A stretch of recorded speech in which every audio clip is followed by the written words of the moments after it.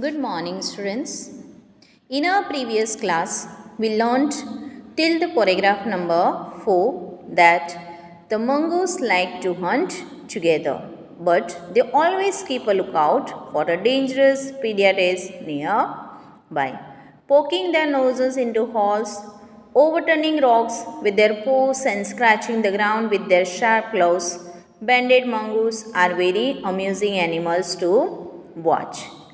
A common sight in many parts of Africa, they travel in groups of about 20 to forage for beetles, millipedes, and other small creatures. So we learned that mongoose they always walk in a groups. They go in the find of their prey in the groups. Let's go through the paragraph number 5. They like to hunt together, keeping in touch whenever they go out of sight behind rocks or bushes by twittering and calling, always on the lookout for dangerous hawks, eagles, and large snakes. They warn one another with a special alarm call if they spot anything suspicious. If they spot anything suspicious, they are always on their toes to be ready to fight. Mongoose are famous for being able to kill snakes without getting hurt themselves. So they are very famous without getting any hurt. They are famous to kill the snakes. Their reactions are so fast that they can dosage each time the snake strikes. They continually make a nuisance of themselves until after a while, when the snake gets tired, they quickly dive in for the kill.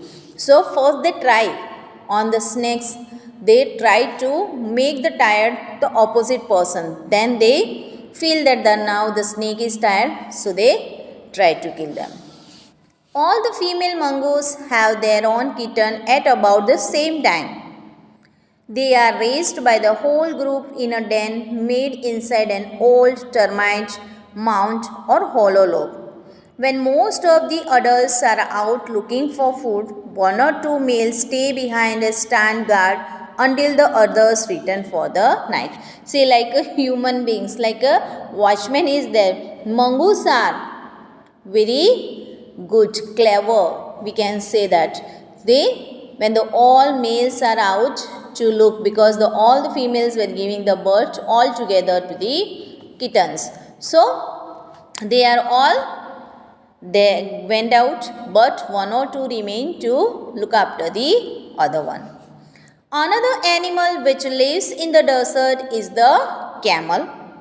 Camels were the first domesticated by people many thousands of years ago. Yeah, camel comes in the domesticated animal. It is a domestic animal. Okay, it is trained by a people. Okay, camel used to live in a groups of up to 30 animals.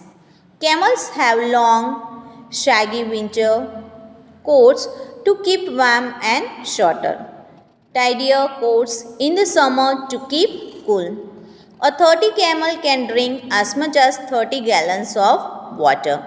That's about 500 full glasses in just 10 minutes. Normally, however, it gets all the moisture it needs from desert plants and can survive for up to 10 months without drinking any water at all. So without drinking any water at all, camels can live for many months. There are two different kinds of camel. One, known as the dromedary, has only a single hump. The other is called a Bactrian camel and has two humps. The humps helps the animal to survive in the desert by acting as storage containers. But they don't store water. As many people wrongly believe, they are full of fat. This fat nourishes the camels when food is scarce. If they have nothing to eat for several days, their humps shrink as the fat is used up. There are many other ways in which camels are adapted to desert life. Their mouths are so tough that even the sharp thorn cannot pierce through. So, we learned in this chapter about the different kinds of animals, especially the desert animals. In our previous lecture, we learned about the many other desert animals. We learned about the different types of rattlesnakes. Then we went about the life of a mongoose, and then we learned about two different kinds of camel.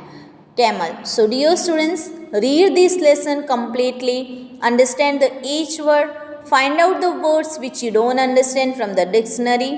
Have a good day and thank you to all.